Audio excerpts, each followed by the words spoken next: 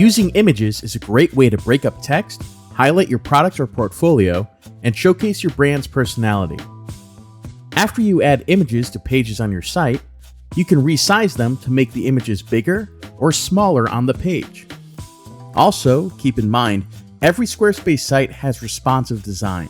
This means the sizes of your images automatically change depending on the device each visitor uses to visit your site. After you add the images, you might want to make the images bigger or smaller on the page.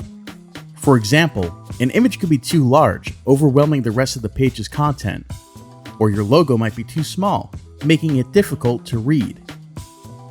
To reduce the width of any block, add other blocks next to it. For example, if you add a spacer block next to an image block, it reduces the size and width of the image block by half. You can then change the width of the spacer block to make the image block larger or smaller. Many blocks have other options to further customize the image size and shape. Be sure to visit our help guide on resizing images for more information.